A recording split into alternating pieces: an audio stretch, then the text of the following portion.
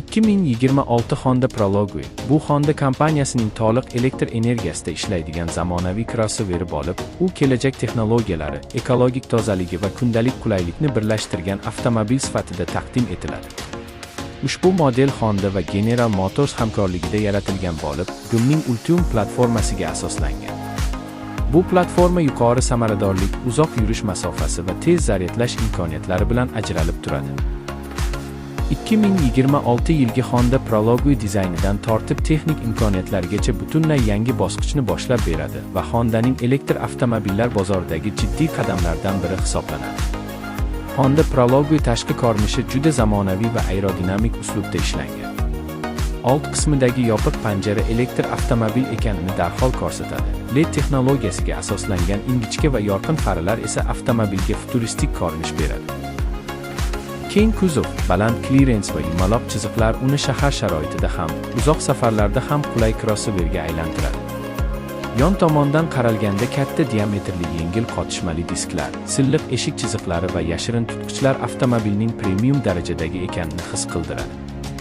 Orqa qismida esa LED stop chiroqlari, minimalist dizayn va sportona bamper e'tiborni tortadi. Salon ichki qismi to'liq raqamlashtirilgan va haydovchi hamda yo'lovchilar uchun maksimal qulaylik yaratishga qaratilgan. 2026 Honda Prologue'da katta o'lchamli sensorli ekran, raqamli asboblar paneli va zamonaviy multimedia tizimi mavjud.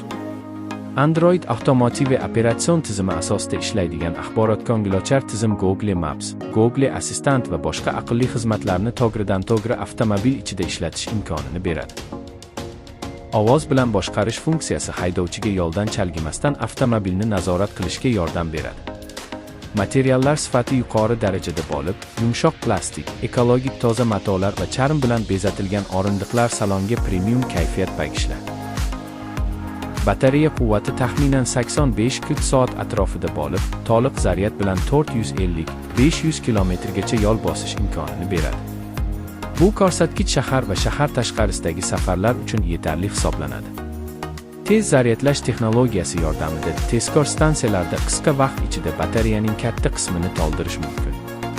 Uy sharoitida esa zaryadlash orqali avtomobilni tunda qulay tarzda zaryadlab olish mumkin. Xavfsizlik tizimlari Honda Prologue'da alohida e'tiborga olingan.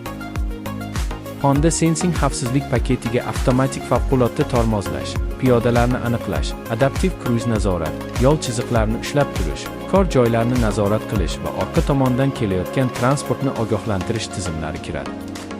Ushbu tizimlar haydovchiga murakkab vaziyatlarda yordam beradi va yo'l transport hodisalari xavfini sezilarli darajada kamaytiradi. Avtomobilning yurish xususiyatlari juda muvozanatli bo'lib, osma tizimi shahar notekis yo'llarida ham, magistrallarda ham qulaylikni ta'minlaydi. Elektr avtomobil bo'lgani sababli shovqin darajasi juda past, bu esa salonda tinch va sokin muhit yaratadi. Rul boshqaruvi aniq va sezgir bo'lib, haydovchiga avtomobilni oson boshqarish imkonini beradi. 2026 Honda Prologue ekologik jihatdan ham katta afzalliklarga ega. Nol chiqindi emissiyasi atrof muhitga zarar yetkazmaydi. Bu esa global ekologik muammolarni kamaytirishga xizmat qiladi. Honda ushbu model orqali yashil energiya va barqaror rivojlanish strategiyasini qo'llab-quvvatlaydi. Qayta ishlanadigan materiallarda. Xulosa qilib aytganda, 2026 Honda Prologue bu nafaqat yangi avtomobil, balki Honda'ning elektr kelajakka bo'lgan qarashining yorqin ifodasidir.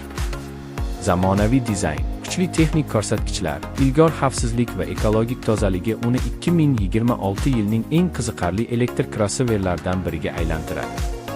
Agar siz jim, qulay, tejamkor va texnologiyaga boy avtomobil izlayotgan bo'lsangiz, Honda Prologue siz uchun juda to'g'ri tanlov bo'lishi mumkin.